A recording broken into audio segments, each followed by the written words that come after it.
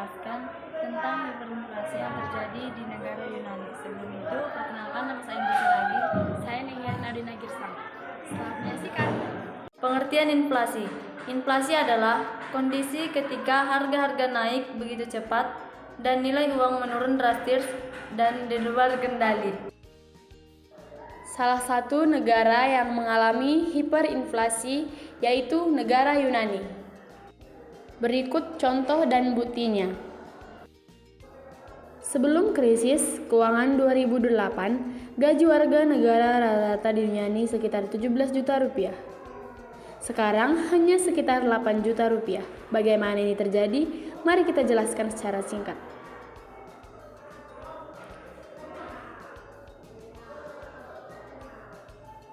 Kembali pada tahun 1999, mata uang euro diciptakan untuk meningkatkan perdagangan antar negara-negara di Uni Eropa.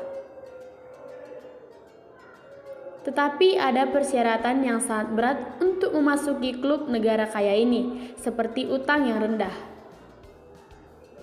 tingkat pekerjaan yang rendah, pemerintahan yang berfungsi yang tahu cara memungut pajak, dan warga negara yang berpenghasilan menengah ke atas.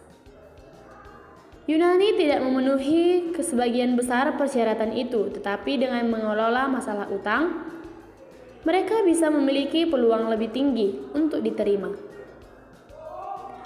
Pemerintah Yunani bekerja dengan bank asing, terutama Goldman, untuk menyembunyikan utang mereka mempunyai instrumen keuangan yang disebut flap mata uang, yang berarti bahwa Goldman Sachs setuju untuk membayar sebagian dari utang yang dikontrak Yunani dengan Prancis.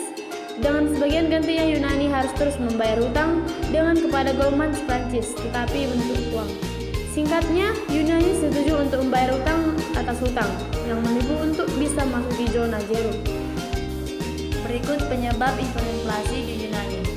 Yang pertama, krisis utang publik. Yunani mengalami krisis utang yang serius pada awal 2010-an, di mana utang negara yang tinggi dan defisit anggaran yang besar memicu kekhawatiran pasar keuangan internasional. Yang kedua, defisit anggaran besar. Yunani telah mengalami defisit anggaran yang besar selama bertahun-tahun, di mana pengeluaran pemerintah melebihi pendapatan yang diperoleh. Yang ketiga, ketidakstabilan politik dan ketidakpastian ekonomi. Ketidakstabilan politik dan ketidakpastian ekonomi dapat menciptakan lingkungan yang tidak stabil bagi pasar keuangan. Yang keempat, penurunan kepercayaan terhadap sistem keuangan. Ketika kepercayaan terhadap sistem keuangan suatu negara menurun. Yang kelima, ketergantungan terhadap pinjaman luar negeri. Ketergantungan Yunani pada pinjaman luar negeri juga merupakan faktor yang memperburuk situasi keuangan negara. Faktor-faktor ini bersama-sama menciptakan lingkungan yang mendukung hiperinflasi di Yunani pada periode krisis keuangan yang parah. Berikut ending dari hiperinflasi yang terjadi di negara Yunani. Hiperinflasi di Yunani berakhir pada tahun 2015. Perekonomian Yunani mengalami stabilisasi setelah periode yang sangat sulit akibat konflik dan ketidakstabilan politik yang terjadi sebelumnya. Proses pemulihan ekonomi kemudian dimulai dengan bantuan dari berbagai pihak.